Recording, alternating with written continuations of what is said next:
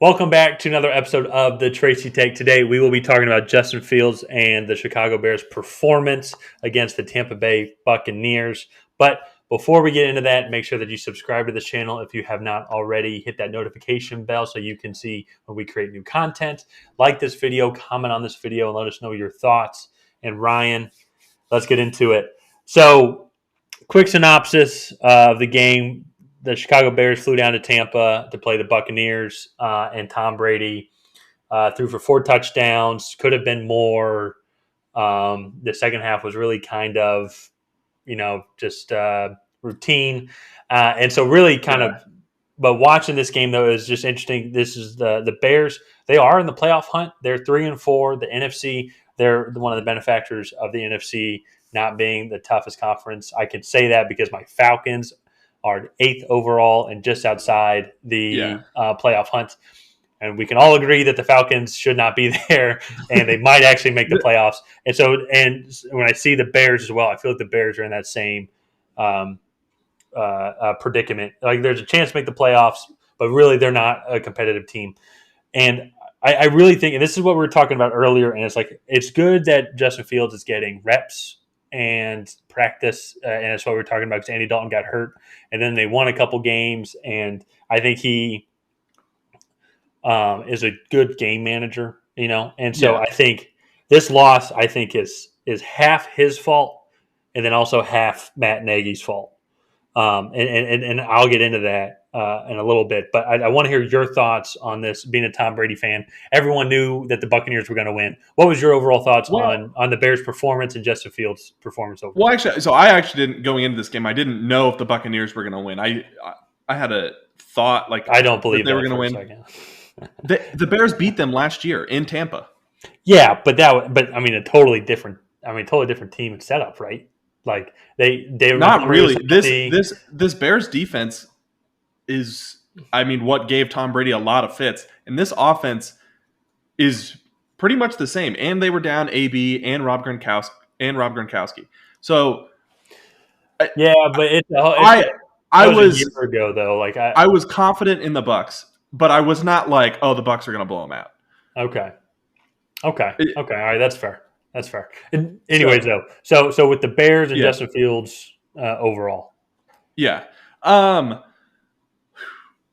So the first thing I noticed was that Justin Fields had a few drop passes in the beginning of the game. I know he had one to Cole Kmet that should have been a first down, but he kind of bobbled it. He had another one that hit Darnell Mooney in the hands that he dropped on a comeback. So his completion percentage might be a little less than what it should be. However, 2 of the 3 interceptions were terrible throws. The first one, when he's rolling out of the pocket, I thought, just throw the ball away. It's a dead play. And then he just chucked it downfield. Mm-hmm. And as soon as he released it, I just kind of knew. I was like, that's a pick. Because you just can't do that in the NFL the way you can in college. Yeah. And then the second one, I didn't necessarily think was quite his fault. It went off it was a high pass, but it went off the guy's hands. If it hits you in the hands, you got to catch it. Mm-hmm. And then the third one was just an underthrown ball to Allen Robinson down the sideline, which ironically is what he was said to do so well coming out of college, was throw the deep ball. So all in all, I think Justin Fields is showing improvement in certain areas, but then I think he also is still holding on to the ball too long sometimes. I think the Bears' offensive line is not doing him any favors. Yeah. But I think he's still progressing. I don't really think the Bears are going to be as competitive as they would be if Andy Dalton was necessarily the starting quarterback. I think he probably would be a better game manager. They'd be able to run a different style offense. But I think in the long term, I think Justin Fields playing right now is probably better for the Bears because I think he'll get that development in. So and that's where, as I said, I think it's good that he is getting the development in, and it's going to be shaky. But in the long run, in the short term, though, this is where you still have a playoff team out there. As we just talked about, they still made the playoffs last year. They beat the Bucs last year. They can do it. And so for me, I want to focus on Justin Fields' bad and then go to his good, because then that'll lead into why I think it's Matt Nagy and the coaching staff's fault. But so on the bad, it's like what you just talked about. 2 of those picks were considered deep ball passes over Yeah. 20 yards. And they were just horrible throws. And it's what we talked about, where his accuracy issues and his decision-making issues have come into play. Some things that he still really needs to work on. But all the other rookie quarterbacks have to do that. Zach Wilson especially is an example. I know that that was a big controversy, though, on taking Zach Wilson over Justin Fields second overall. The issue, though, I think with the difference over that is I think Zach Wilson's a more accurate passer, though. It seems like he's able to hit those throws more consistently when he has the time. While I feel like Justin Fields, that is not his strong suit, and overall accuracy is his issue. And another thing too. So he had those two picks. He had the pick that you talked about where, yes, it hit him in the hands, but it was high. Should have been much lower in the numbers. 50-50 credit on that one. Yeah. But then he also got strip sacked and fumbled twice. He was associated all 5 turnovers by the Bears. He needs to learn to take care of the ball, protect the ball more. Yeah. Now, go ahead. I was going to say there were also a couple, one fourth down play in particular, but I want to say there were a couple. He just kind of held on to the ball too long. It was 4th and 4, like right at the end of the first half, and you got to throw that ball away. You can't try and when a team is going to blitz you can't try and step up and try and run every time. You have to throw that ball away and at least pin them deep, because that allowed the Bucs to go up 28-3 before the half. Well, and that's a good point. That was going to be my final point. For that is off of those the Buccaneers got 17 points off of physical turnovers, 24 if you include turnover on downs, but 17 from Justin Fields' errors. The Buccaneers scored 17 points off of those plays. It's one of those turnovers too was inside the Buccaneers' red zone as well. So I think it was in Buccaneers territory. But I think that was probably the strip sack. Okay, that might have been the strip sack. But then transitioning though to what Justin Fields does well, and this is where I think the coaching staff is not giving him an opportunity to be successful, is he is great scrambling out of the pocket. And as a Falcons fan, I'll relate this to Michael Vick here in a second or not in a second right now, but when Dan Reeves was the head coach and Michael Vick was a young quarterback, everyone knew how fast Michael Vick was and how good he was out of the pocket. So their plays were really – Vic only had 1 or 2 reads, and it was always just on one side of the field. So he makes his reads, and he's got a deep threat pass and a short threat pass, or a middle route pass, and then a check down pass. If those weren't open, though, then he would move around and improvise and go for runs and use his legs effectively. Yeah. Justin Fields is not yet at being just a pocket passer where he can look at all 4 reads and then go and decide. He is still in that very early phase where he needs to have 1 or 2 reads, and then he needs to scramble. Yeah. So they either need to implement more play action, or they need to move him out of the pocket and get him running, and then make his reads and his decisions much, much easier. Because I think he has had a serious issue with running with overall consistent accuracy. He only had 66 passing yards in the first half. He had 3 points to show for it, and 3 turnovers, 1 pick, and then two sack fumbles in the first half. The game was over really, honestly, after the first quarter. I think it was 21-0 after the first quarter, and the Buccaneers had no intention of stopping.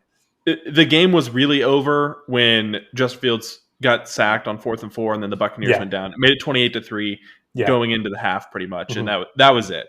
That was pretty much it. Now I got one more point on this and on why the game plan that the Bears had was absolutely horrible going in, because now Justin Fields ended up with 22 for 32, so threw the ball 32 times, 184 yards and 3 interceptions. I think he had 120 yards of garbage time. Your second half yards, kind of garbage time. Second stringers were in.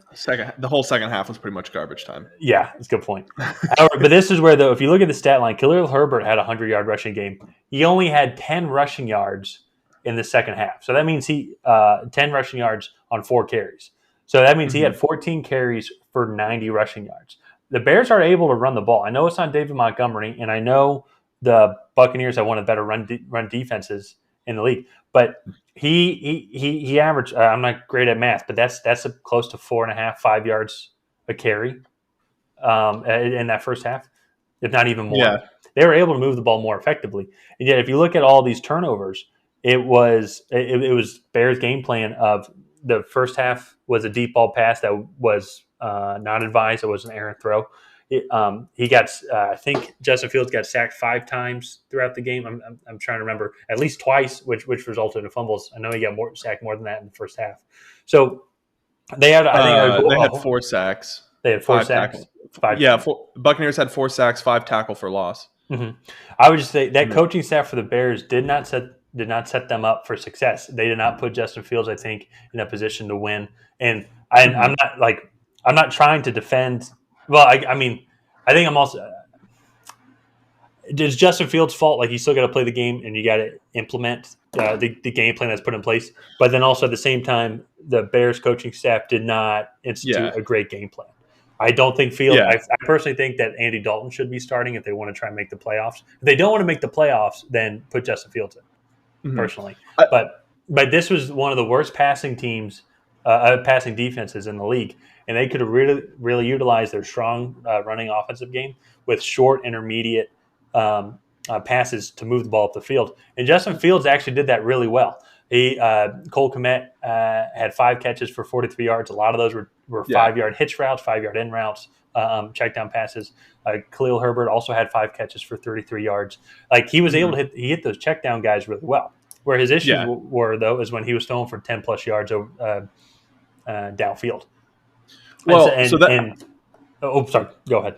So what I was going to say is, kind of as the season has gone on, we've noticed a trend with the Bears offensive line and the fact that they have not really done that great of a job of protecting whoever is back there. That's part of the reason why Andy Dalton got hurt. That's Justin Fields is getting hit and getting pressured a lot. Yeah. I want to say, they don't have QB pressures on here. They have QB hits. So 4 sacks, 6 QB hits. So, I mean, they're getting back there with relative ease. Yeah. And Justin Fields is good at scrambling, but you can't have him scramble every single time. And I just don't think the Bears are set up for a guy like Herbert at the moment. Like, not even like Herbert, just a rookie. Right. Who, the running back Herbert, or do you mean Fields? Sorry, I keep saying Justin Herbert instead of Justin Fields. Yeah. Sorry.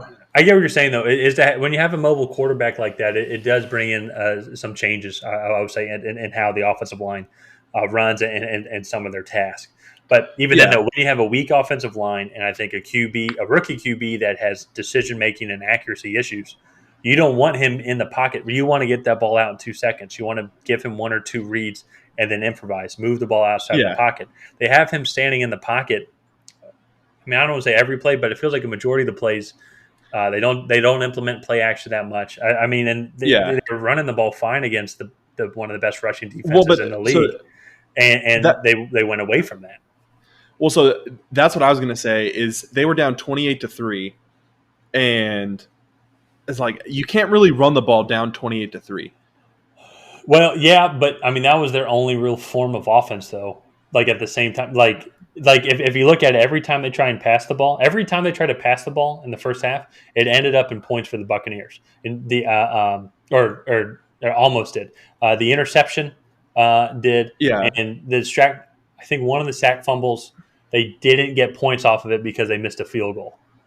Yeah, you're not going, especially the Bears. You're not going to outscore. Well, you're not going to beat the Buccaneers in a track meet, especially at least if you're the Bears. You know, if you're the Cowboys, maybe if you're the Packers or one of these other elite offenses, but not the Bears. You can't. Like, they were trying to fight fire with fire, and it was just a horrible game plan, just in general.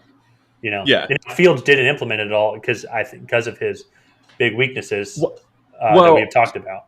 So part of his accuracy issues, I feel like, is caused by the offensive line. I feel like he's getting hit a lot. I do agree that some of that is carrying over from college. We have voiced our concerns about that on this channel before, that he does have accuracy issues.